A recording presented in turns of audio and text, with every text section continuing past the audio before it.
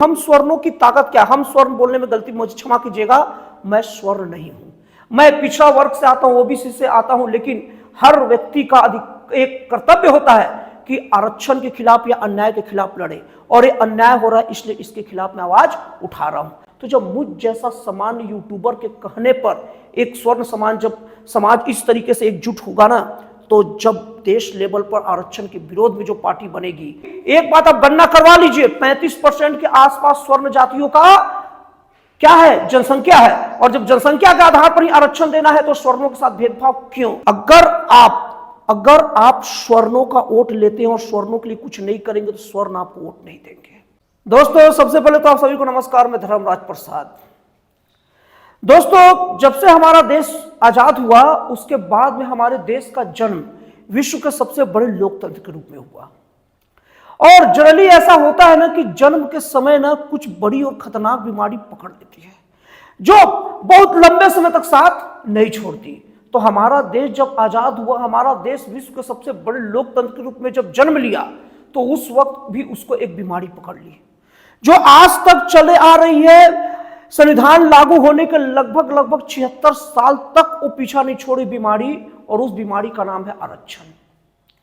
शुरू में तो आरक्षण की व्यवस्था 10 सालों के लिए की गई थी, और एक कहा भी गया था, एक कहते हैं लोग कि केवल राजनीतिक तक था, राजनेताओं के चुनाव तक सीमित था, लेकिन धीरे धीरे करते करते राजनीतिक कारणों से आज तक खिंचते आ गया और सभी पोस्ट में घुस गया।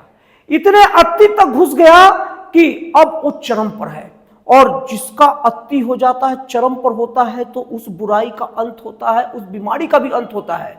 और अब आरक्षण अपने अंतिम सांसें गिनने की ओर बढ़ रहा है, क्योंकि इनफ इज इनफ। अति मतलब अति जगह पर आरक्षण पहुंच चुका है।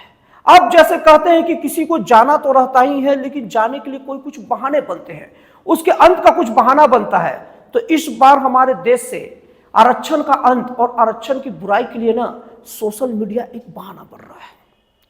दोस्तों, सोशल मीडिया, अगर आपको ऐसा लगता है कि सोशल मीडिया पर हल्ला करके क्या हो जाएगा, कुछ नहीं बिगाड़ पाएगा, कोई आरक्षण खत्म हो जाएगा क्या, इतनी बातें होते हैं, तो मैं आज आप लोग को बताऊंगा कि सोशल मीडिया का प्रभाव क्या होता है।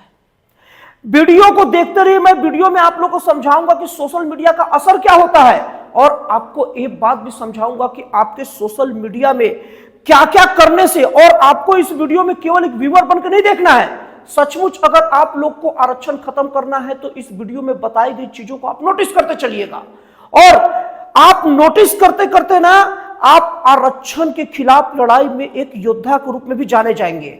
ये वीडियो में ऐसी ऐसी चीजें आपको पता चलेगी ना कि आप सुन के सन्न रह जाएंगे, और आपके अंदर एक ऐसी उम्मीद की किरण दिखेगी ना कि हां, अब आरक्षण खत्म हो सकता है। लेकिन कुछ चीजें आपको करनी है, इस चीज को ध्यान में रखिएगा।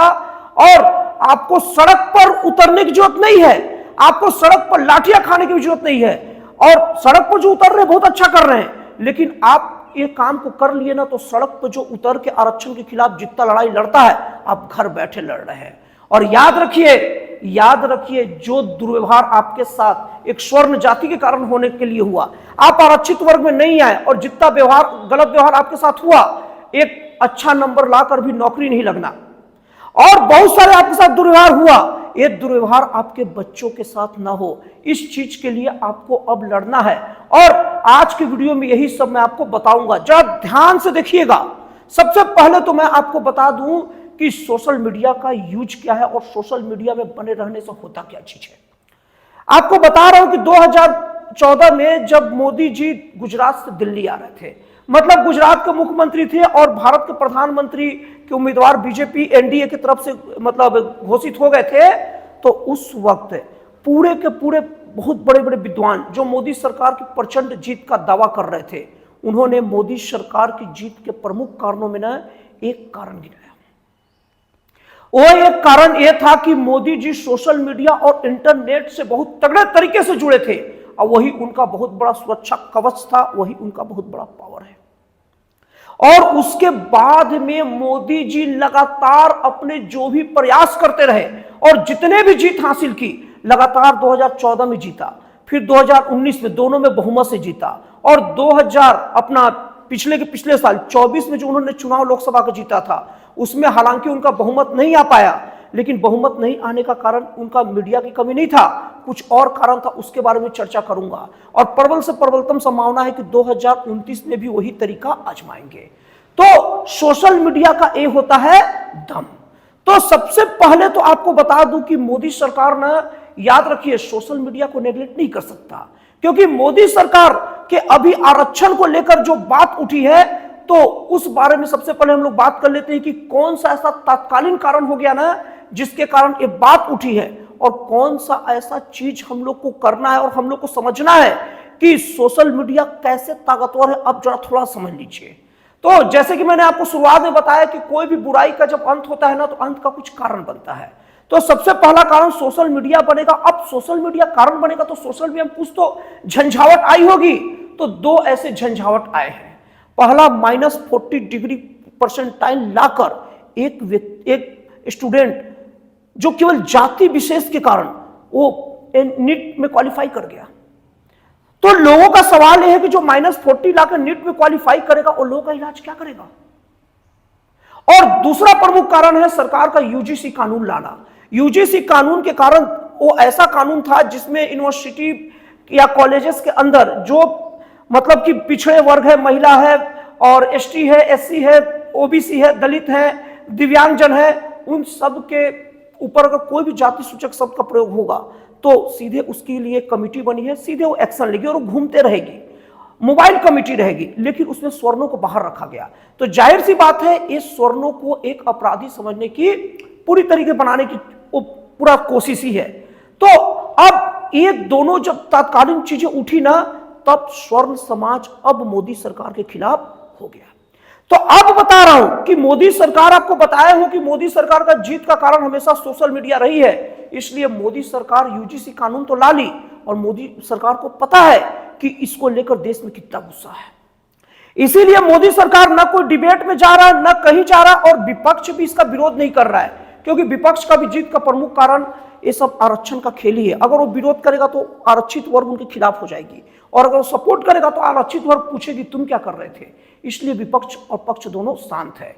लेकिन इस खामोशी में मोदी सरकार की बहुत गहरी मतलब गहरी एकदम आंखें गड़ी हुई है सोशल मीडिया पर। तो इसलिए आप लोग जितना भी जो काम करेंगे, जो भी सोशल मीडिया में प्रयास करेंगे ना, एक एक पल की खबर मोदी सरकार के पास उसके आईटी सेल के थ्रू पहुंचेगा। तो अब आप समझ लीजिए कि हमें करना क्या क्या है। सबसे पहले मैं अपने काम को 4 चरणों में बांटता हूं। तो पहला चरण सुन लीजिए। पहला चरण यह है ना कि आप इस वीडियो में जो आपके दिल की बात है, जितना आपके अंदर है, और एकदम लॉजिक के साथ, और जो चीज आप बता सकते हैं वो सब चीज बताइए। सब चीज आप बताइए, और बताने के बाद में एक एक चीज बताइए, और बताने के बाद में आप ये मान के चलिए कि मोदी सरकार पढ़ रही है। क्योंकि नो डाउट मोदी सरकार एक एक चीज, उसके आईटी सेल के थ्रू मोदी सरकार हर चीज की निगरानी है और आपकी हर खबर लेगी। मतलब कि जो बातें आप रखेंगे वो मोदी सरकार सुनेगी। अब आपके दिमाग में एक बात और आएगा, और कई लोग कमेंट करेंगे, जो लोग नेगेटिव है या जो लोग से चिढ़ रहे हैं, और आपके दिमाग में भी आ सकता है कि इसके पहले भी तो कई सोशल मीडिया पर हंगामा हो चुके, तो मोदी सरकार कहां सुनती है। ध्यान दीजिएगा, बाकी सोशल मीडिया का हंगामे और इस हंगामे में बहुत बड़ा अंतर है। आज तक जितने सोशल मीडिया में हंगामे हुए हैं, जैसे कि नोटबंदी के विरोध में, और उसके बाद में कई ऐसे कार्यक्रम चले हैं जिसमें मोदी सरकार टस से मस नहीं हुआ। टस से मस क्यों नहीं हुआ? क्योंकि उस वक्त नोटबंदी का विरोध हो, चाहे बहुत सारे कानून हो, उसमें मोदी सरकार टस से मस इसलिए नहीं हुआ ना, क्योंकि वो सब में मोदी सरकार के जो वोटर नहीं है और विपक्ष विरोध कर रहा था। लेकिन मोदी सरकार के सपोर्टर एक पैर पर खड़े थे, और मोदी सरकार को ये चीज पता था कि हमारे सपोर्टर मेरे साथ में खड़े हैं, और मोदी सरकार के सपोर्टर ये स्वर्ण समाज है। मोदी सरकार के कोर वोटर है, जो मोदी विरोधी हर वोट का अकेले काउंटर करता, मोदी सरकार को जिताता है। इसलिए बाकी पहले का और चीज, जितने भी मतलब मोदी सरकार के खिलाफ बातें उठी, वो फेल इसलिए हो गई क्योंकि उसके सपोर्टर साथ में था। लेकिन ये यूजीसी और -40% में नीट का सिलेक्शन एक ऐसा मुद्दा आरक्षण का बन गया है ना, ये मोदी सरकार समझ रही कि ये मेरे सपोर्टर का विरोध है और मेरे सपोर्टर अगर भड़क गए ना तो मेरा जीत का कोई आसरा नहीं है। इसलिए मोदी सरकार आपकी हर बात को सुनेगी। इसलिए जितने लोग इस वीडियो को देखें, सब लोग कम से कम अपने हिस्से की बात जरूर इस वीडियो में रख के जाए। मोदी सरकार की आईटी सेल बहुत गहनता के साथ हमारे कमेंट और हमारे व्यू का पूरा मॉनिटरिंग कर रही है। सबसे पहला बात ये हो गया। अब दूसरी बात सुन लीजिए। कभी भी इस टाइप का जब बड़ा घटना होता है ना तो कई सत्ता विरोधी और देश विरोधी क्या बोला जाए, सरकार विरोधी बोलना ठीक रहेगा। सरकार विरोधी बहुत सारी ऐसी ताकतें रहती है जो इसका फायदा अपने पक्ष में लेने की काम करती है। जैसे आपको बता रहा हूं, कई इसके ऐसे लोग रहेंगे ना जो मोदी विरोधी कोई ऐसे विपक्ष के सपोर्टर रहेंगे, उसमें आपको लिखेंगे अब मोदी सरकार से कोई फायदा नहीं हुआ, अब हम कांग्रेस को जिताएंगे। कई कमेंट ऐसा देखता हूं जो मेरे वीडियो में लिखते हैं, आरक्षण के लिए जो बना रहा हूं, जो मुहिम चला रहा हूं आरक्षण के खिलाफ, उसको लेकर कई लोग आकर लिखते हैं अब मोदी सरकार से कुछ नहीं होगा, योगी से कुछ नहीं होगा, अब हम जिताएंगे अखिलेश भैया को। तो याद रखिए, इस आंदोलन को कांग्रेस, सपा या कोई भी विपक्षी पार्टियों की ओर मत मोड़ दीजिएगा, क्योंकि ये वही बात हो गया ना कि कोई भेड़ का अगर गड़ेड़िया साल में एक की जगह 2 बार अगर बाल अच्छे से काटने लगे ना तो भेड़ का गड़ेड़ियों से के ये बात कहने या कोई और अच्छा रास्ता सुझाने के बजाय भेड़ का ना गड़ेड़िया से गुस्सा होकर सीधे सीधे कसाई के पास खुद को बेच देना है। क्योंकि अभी मोदी सरकार जो कर रहा है वो तो गड्ढा है, लेकिन विपक्ष जो करेगा ना वो खाई रहेगा। इसलिए हम लोग अपने इस आंदोलन का लाभ गलती से भी विपक्ष को नहीं देंगे, क्योंकि विपक्ष उससे घातक है। मोदी सरकार तो डर भी रहा है, जो कुछ बोल नहीं रहा है, चुप्पी साध लिया है। मोदी सरकार के जो सुधांशु त्रिवेदी जी हैं, बहुत बड़े गूगल माने जाते हैं, वो कहीं अज्ञातवास में चल गए हैं और आए भी तो समझा नहीं पाए कि आरक्षण से कैसा स्वर्णों का भला होगा। और निशिकांत दुबे जैसे लोग हैं ना, ये सब भी अब दलील दिए, लेकिन सब हवा में उड़ गए, क्योंकि इस बार मोदी सपोर्टरों का विरोध है। और मोदी के ऐसे सपोर्टर ना जो अनपेड है, मतलब जिनको कोई पैसा नहीं देता, खुद मोदी सरकार के अच्छे काम के कारण उसका सपोर्ट करते हैं। तो ये सब चीजों का फायदा, दूसरा चीज कभी भी विपक्षी पार्टियों को मत देना रे भैया, ये दूसरा सोचने वाली बात है। फर्स्ट हो गया, सेकंड हो गया। अब तीसरा सबसे इंपॉर्टेंट बात बोला जाए तो तीसरा इंपॉर्टेंट बात यह है ना कि अभी जैसे कि मैंने आपको बताया क्या कि सोशल मीडिया का बहुत बड़ा दम होता है। सोशल मीडिया जितना चलाता है वो चीज सरकार निगरानी करती है। तो याद रखिए, इस बीच में आरक्षण के सपोर्टर बहुत ज्यादा एक्टिव है। आरक्षण के सपोर्ट में बहुत सारे वीडियो आएंगे, बहुत सारे सोशल मीडिया पर चैट चलेगा। तो अगर आप सचमुच आरक्षण की विरोधी हैं तो कोई आरक्षण के सपोर्ट करने वाला अपना कोई कॉमेडी डाले, वीडियो डाले, हंसी मजाक डाले, ज्ञान डाले, वान डाले, सबका अभी त्याग हटिए। मनोरंजन छोड़िए, कॉमेडी छोड़िए, सीधे उसको अनब्लॉक मारिए। अगर कोई भी, जितने आपके सब्सक्राइबर है, अगर कोई भी अगर किसी भी तरीके से अगर आरक्षण का सपोर्ट करता है या इस नाम पर मोदी सरकार का सपोर्ट करता है कि वो आरक्षण लाकर, यूजीसी लाकर सही की, या आरक्षण होना चाहिए, समानता का अधिकार है, फलाना ठिकाना ढिमका, कोई बातें करता है ना, तो उससे पूछते हुए सवाल करिए, उसे पूछते हुए उसे ब्लॉक करिए कि ये कौन सी समानता है कि एक आदमी -40% में नीट में क्वालिफाई हो जाता है और एक 50 लाकर भी छट जाता है, और उसके बाद सीधे उसे ब्लॉक मारिए। हो सके तो उसे बहस मत कीजिए, सीधे उसे ब्लॉक मारिए। फेसबुक हो, इंस्टा हो, चाहे यूट्यूब हो, कोई भी सोशल मीडिया में जो आरक्षण के पक्ष में बात कर रहे हैं, सीधे उनको ब्लॉक करिए। मनोरंजन का छोड़िए, आप अपने बच्चों का भविष्य बनाइए, खुद का भविष्य संवारिए। आज वो समय है जिस वक्त अगर आप एक्टिव नहीं रहेंगे ना तो आपको बहुत सारी समस्याओं का सामना करना पड़ेगा। आपके बच्चे जब बाद में जब वीडियो को देखेंगे, इस टाइप के, मेरे वीडियो को ही नहीं, इस टाइप के सभी वीडियो को, और वो कालखंड को याद करेंगे तो आपको कहेंगे क्या आप एक कमेंट भी नहीं कर सकते थे? और कमेंट ही नहीं, आपने सोशल मीडिया को ठीक से फॉलो क्यों नहीं किया? और जो लोग आरक्षण के सपोर्ट में थे, जो हमारे अधिकारों को छीन रहे थे, उनके सपोर्ट कर रहे थे, आप उनको फॉलो करके कैसे रखा था? ये काम करिए। ये हो गया तीसरा काम। अब चौथा काम ध्यान से सुनिए। मेरे वीडियो के अंदर जो जहां से देख रहे हैं ना, अपना पता नहीं, उस जगह का नाम बस लिख दीजिए।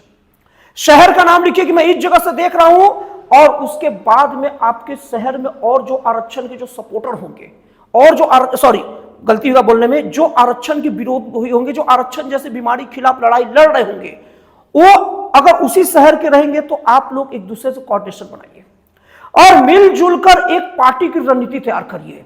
और पार्टी की रणनीति ऐसी होनी चाहिए ना कि छोटे छोटे टुकड़ों में मत करिएगा, क्योंकि छोटे छोटे टुकड़ों में जब पार्टियां बनेगी ना तो निश्चित तौर पर वो पार्टी कहीं ना कहीं विपक्ष के द्वारा हाईजैक भी किया जा सकता है।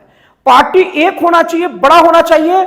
छोटे छोटे शहरों में मिलकर मीटिंग करिए, चीजों को इकट्ठा करिए, एक अपने अपने शहर में नेता तैयार करिए और उसके बाद में शहर के बाद राज्य और राज्य के बाद देश लेवल पर मिलकर आप लोग तैयारी करिए और एक ऐसी पार्टी बनाने की बात करिए जो खुल के आरक्षण के विरोध में बात करता हो। और मैं खुद आप लोग को बोलना चाहता हूं कि मेरे वीडियो के माध्यम से अगर अश्वनी उपाध्याय, अनिल मिश्रा जी जैसे बड़े बड़े लोग, मैं तो एक साधारण व्यक्ति हूं, साधारण यूट्यूबर हूं, उन लोग के पास तक मैं पहुंच नहीं पाऊंगा, ना कोई कांटेक्ट नंबर है, और उन लोग बहुत बड़ी हस्ती है मेरे नजर में। तो अगर उन लोग के पास तक अगर किसी भी तरीके से आपका कोई परिचय कहा तो उनसे उनके पास मेरे बात को, मेरे विचार को भेजिए, या कैसे भी करते करते अश्वनी उपाध्याय और अनिल मिश्रा और एपी सिंह जैसे ऐसे लोग जो आरक्षण के खिलाफ बहुत जबरदस्त तरीके से लड़ाई लड़ रहे हैं ना, और एक और महिला वकील है जिनका नाम उन रिस्पेक्टेड महिला का नहीं मेरे को याद आ रहा है, उनका नाम भी जरा बता दीजिएगा। और उन महिलाओं और रिस्पेक्टेड महिला जो आरक्षण के खिलाफ लड़ रही है, यूजीसी के खिलाफ जो केस लड़ रही है ना, और रिस्पेक्टेड महिला के पास भी ना अगर मेरे बात को पहुंचा सकते हैं, कॉन्टेक्ट को पहुंचा सकते हैं तो बताइएगा, क्योंकि हम सब लोग को एक जगह देश लेवल पर, राष्ट्र लेवल पर मिलना है और मिल के एक पार्टी खड़ी करनी है। और मैं इतना आशावादी नहीं हूं कि वो पार्टी को जीतने के लिए खड़ा करूंगा, मैं वो पार्टी को, यहां मौजूदा सरकार को ये दिखाने के लिए खड़ा करूंगा कि अगर आप स्वर्णों का वोट लेते हैं और स्वर्णों के लिए कुछ नहीं करेंगे तो स्वर्ण आपको वोट नहीं देंगे। और ये जो बीजेपी जो सरकार है या केंद्र सरकार है ना, उस सत्ता के लिए बहुत पागल है, कोई कुछ भी कहे, हालांकि हर सरकार होती है।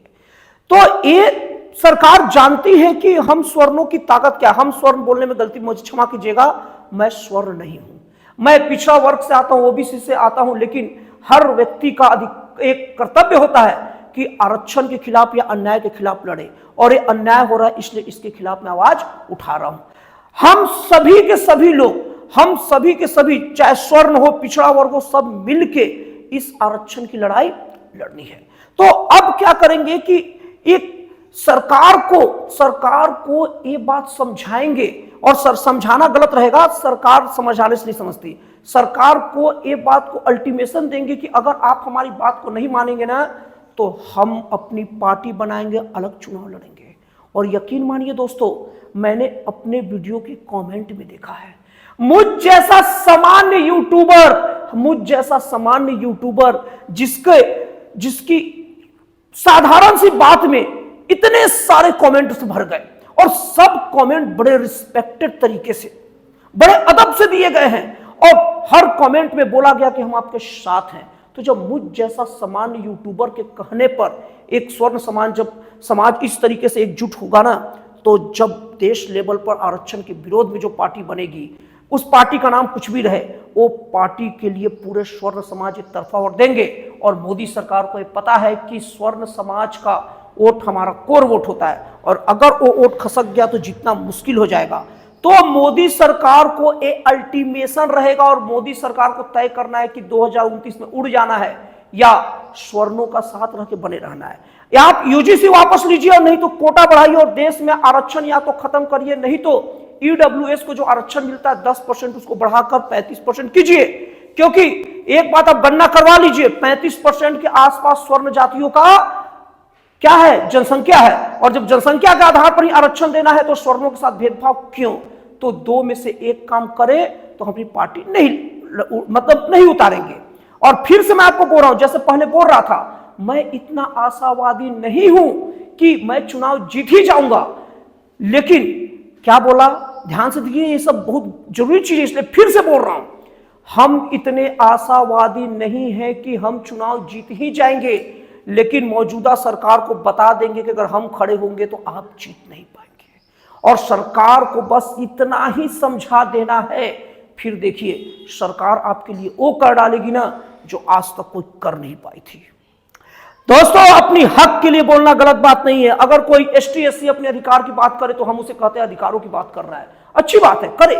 ओबीसी अपने अधिकारों की बात करे, पिछड़ा वर्ग करे, महिला वर्ग करे, तो ये स्वर्ण समाज अपने अधिकारों की बात क्यों नहीं कर सकता? जब एसटी एससी अपने अधिकारों के लिए सरकार पर दबाव बना सकती है, तो स्वर्ण समाज क्यों नहीं बना सकता और क्यों नहीं बनाता? क्या स्वर्ण समाज अपने बच्चों का भविष्य को अंधकार में रखने या इस भेदभाव रूपी कुटिलता का शिकार होने के लिए छोड़ेगा? और एक चीज बता रहा हूं, और सुन लीजिए, आरक्षण केवल स्वर्ण समाज के लिए खतरनाक नहीं है। आरक्षण तो ये एसटी एससी ओबीसी दलित महिला दिव्यांग सबके लिए खतरनाक है। अब आप कहेंगे ये क्या कह रहे हैं भैया? है आरक्षण उन सब लोग के लिए खतरनाक ऐसे है कि सोच लीजिए कोई आरक्षित कोटा